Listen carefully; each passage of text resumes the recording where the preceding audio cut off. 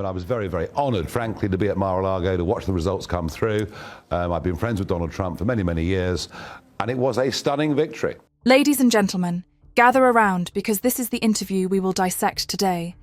Nigel Farage, who knows how to make political interviews sound like boxing matches, has done it again on a UK TV host. And believe me, the performance is a clear masterclass in keeping your cool while serving up sharp, undeniable truths. Get your popcorn, because this is a ride. I mean, some people, though, are questioning all the same why you travel thousands of miles across the Atlantic to be there when you should be in Parliament representing your own constituents. Because we're closer to World War III than we've been at any point in my lifetime, and we need a strong American president, a pro-British American president, because frankly, without a good relationship with America, we are defenseless, and I think that really matters. And yes, the scene was opened with the host warming up. It was so keen with the first big gun thing question, and by big, I mean they immediately brought out the heavy artillery.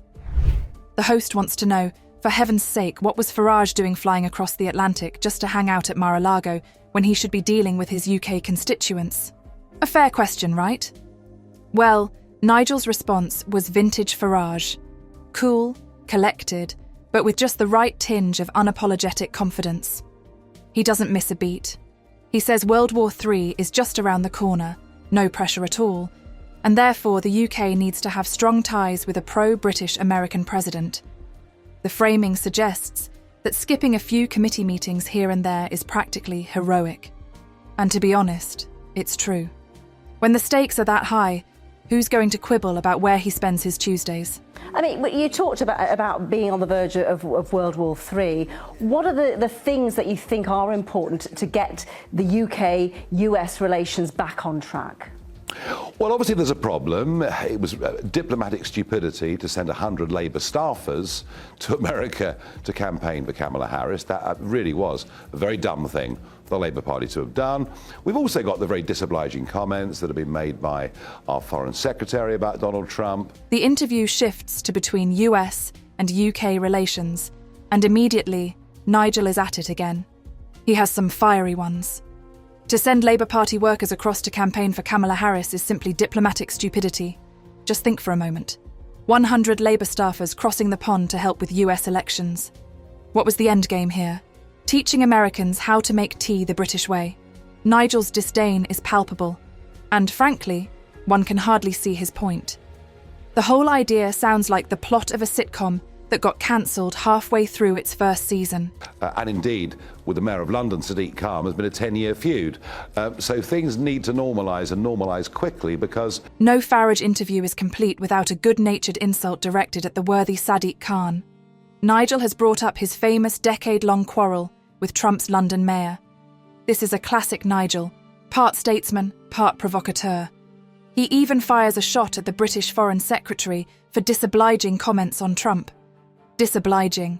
Only in Britain could shade be cast with such elegant vocabulary. Our relationship with America is our single most important relationship in the world, whether it comes to intelligence, defence, as I previously mentioned, or indeed trade. I think what the Labour government needs to do is to roll out the red carpet. I'm very, very pleased that the Speaker of the House of Commons, Sir Lindsay Hoyle, has already said that President Trump will be asked to address both houses of Parliament next year. That's a start, but we need to keep going. Don't forget, Trump has promised to put 10% tariffs on all goods coming into America from around the rest of the world, and we need to be negotiating hard once they appoint a trade secretary so that we can avoid that. Here, it now becomes interesting. The way Nigel lays it out is rather compelling. The relationship the UK had with the US is the relationship that was most important to the UK: intelligence, defence, trade. He ticks them off like he's just going through a national priorities checklist. And what was his solution? Roll out the red carpet for Trump. Yes, you got that right. Quite frankly, this is not about a stiff upper lip. It is all about literally and metaphorically rolling out the carpet from Heathrow to Westminster, an image that is funny and yet strangely practical. We obviously see you going out to America.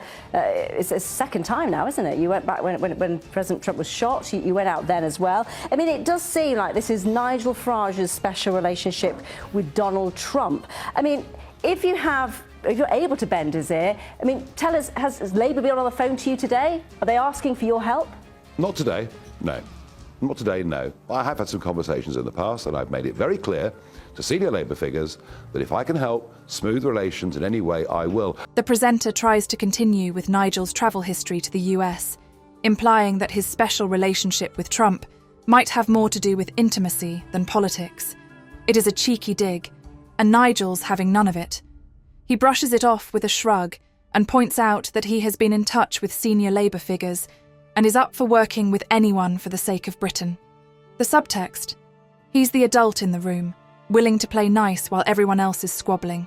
And by the way, it isn't just my relationship with Donald Trump that's important. I reckon at least half the cabinet that he appoints will be people that I've known for many years and know very well.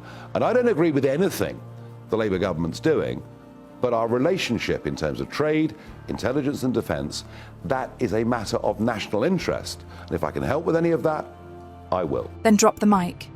Half of Trump's future cabinet will likely be people he already knows. This is the kind of boast-reality check fusion statement. You may love him or hate him. Nigel Farage knows Washington and Washington knows him. While he visibly ruffles, the host restores balance by now turning the live talk into a ruminant question about Donald Trump's character. Sexist, racist, convicted criminal. How does Nigel square all that with his admiration for the man? We do have to question some of his past, don't we? He is a convicted criminal. He's made sexist and racist remarks in the past. He's also shown a total disregard for democracy. What is it that you like about Donald Trump? Well, just remember, after your comments, he's just been elected the President of the United States in something akin to a landslide. Nigel's response is a stroke of genius as far as deflection is concerned. He notes that Trump has just swept the presidency by a landslide. This means that whatever judgment one makes about him, the American people have spoken. Period. But he doesn't stop there.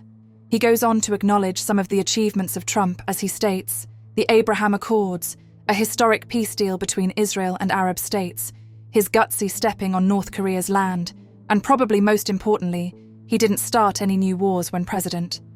It's a compelling argument, and Nigel delivers it with the confidence of someone who's been here before. As such, the visible frustration the host has is the fullest of measures. She then proceeds to ask how Nigel overlooks his flaws regarding Trump, and Nigel's response is almost brutally straightforward. Trump is president of the USA, which means the UK has to work with him. Like it or not, that's reality. It isn't about liking the man. It is about securing Britain's national interests. How do you square that, though, with yourself? The fact that when you hear that he's sexist, he's racist, he's a convicted criminal, yes, he might have got a strong mandate. I mean, how do you square that? He is the elected President of the United States. You can say what you like about him. He's just won an election. He's won it handsomely. And our relationship with him and his administration is vital for our national interest in the next few years. OK, Nigel Farage, thank you very much. By the end of the interview, it's clear who wears the trousers. Nigel Farage has turned a potentially hostile interrogation into a platform for his agenda. While the host has attempted to trip him into self-recrimination, they only have been forced to notice how well he keeps his cool under fire. It reminds me of a game of chess, where one player is already 3 moves ahead of the other. It's not just about colliding personalities, it's fundamental strategy, nerve, and just a pinch of humour in political communicational art form. Whether you love him or hate him, Nigel Farage knows how to command a stage. Better luck next time, dear host.